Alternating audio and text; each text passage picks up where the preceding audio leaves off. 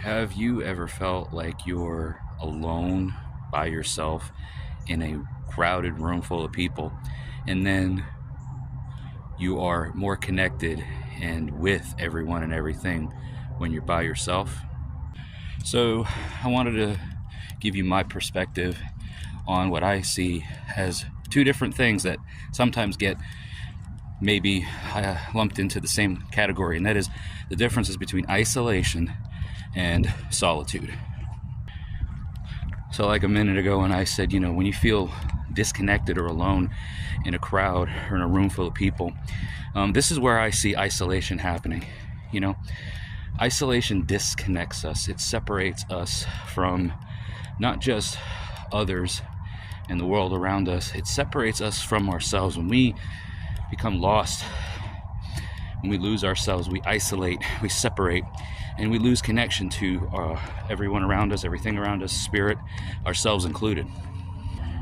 Whereas solitude gives space to being by ourselves, but we are connected while being by ourselves. We're not really alone in that solitude. We are connected to spirit, we are connected to our environment, we are connected to ourselves, and we are giving space to ourselves in the silence of that solitude. It's like these morning walks that I go on. I'm by myself, but I'm not really alone.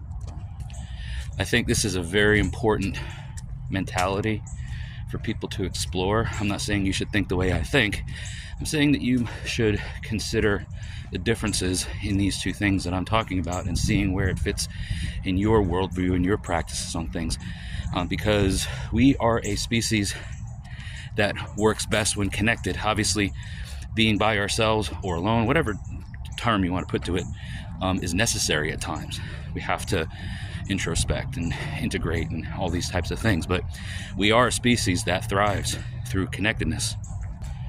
And when we lose that connection to our people, to our environment, to spirit, to ourselves, we lose our identity. We become less than what we were made to be, what we were born into, what we came out of.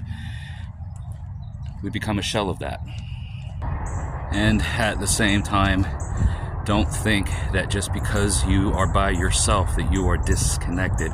We can form the most meaningful and lifelong and strong bonds that we've ever felt when we embrace solitude and give ourselves that sacred space to learn what we can from ourselves and the quiet voice of spirit around us.